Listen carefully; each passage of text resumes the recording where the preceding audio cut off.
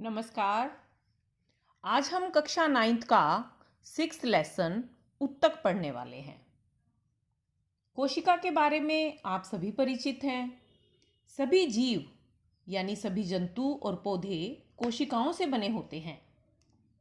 एक कोशिक जीवों में जो कोशिका के सभी मौलिक कार्य हैं वो उसी एक ही कोशिका के द्वारा संपन्न किए जाते हैं।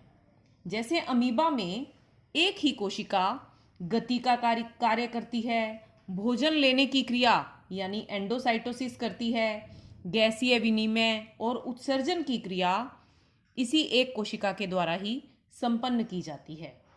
लेकिन बहुकोशिक जीवों में ऐसा नहीं होता। बहुकोशिक जीवों में लाखों कोशिकाएं होती हैं। इनमें से अधिकतर कोशिकाएं कुछ विशिष्ट कार्यों को ही संपन्न करने में सक्षम होती हैं। यानी एक कोशिका में बहुत अधिक प्रकार के कार्य करने की क्षमता नहीं होती। प्रत्येक विशेष कार्य कोशिकाओं के समूह के द्वारा संपादित किया जाता है। जैसे मनुष्य में उदाहरण से समझें तो मनुष्य में पाई जाने वाली पेशी कोशिकाएं संकुचित होती हैं और फैलती हैं, जिससे गति की क्रिया संपन्न होती है। तंत्रिका कोशिकाएं संदेशों का वहन करती हैं। उसी प्रकार रक्त, ऑक्सीजन, भोजन, हार्मोन और अपशिष्ट पदार्थों का वहन करता है।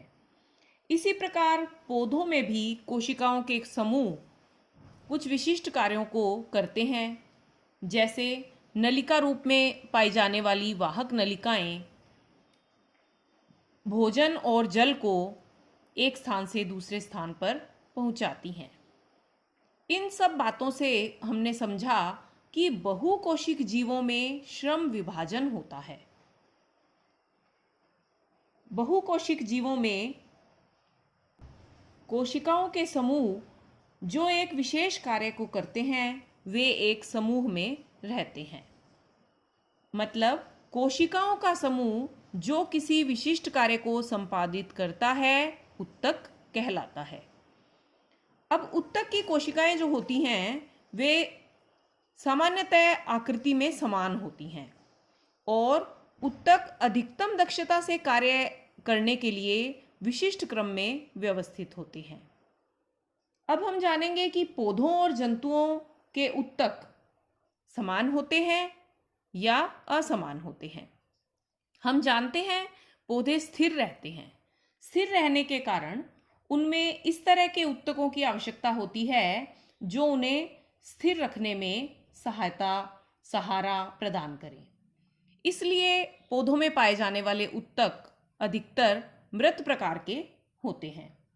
दूसरी ओर जंतु गतिशील होते हैं, इसलिए उनमें अधिकांश उत्तक जीवित उत्तक होते हैं।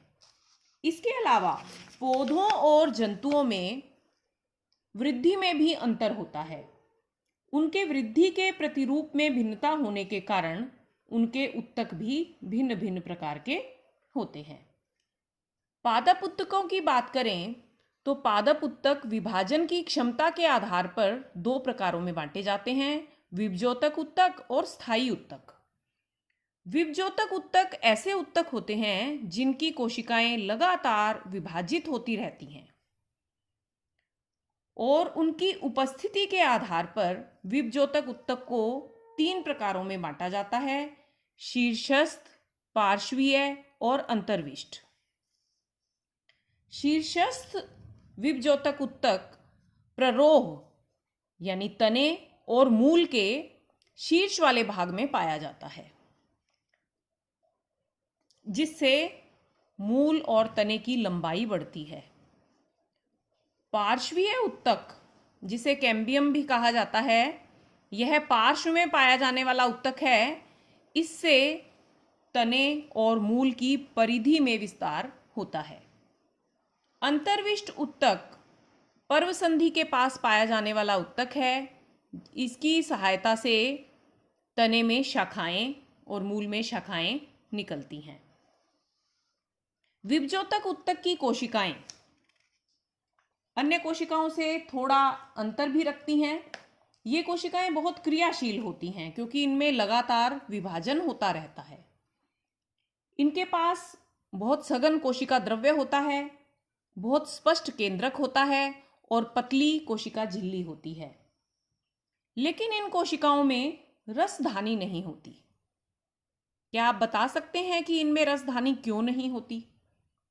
कोशिका वाले लेसन में हमने पढ़ा था कि रसधानियां पौधों के लिए आवश्यक पदार्थों का संग्रह करती हैं, लेकिन विभजोतक उत्तक चूंकि लगातार इसकी कोशिकाएं विभाजित होती रहती हैं, इसलिए इसमें खाद्य पदार्थों का संग्रह नहीं होता और रसधानियां अनुपस्थित होती हैं।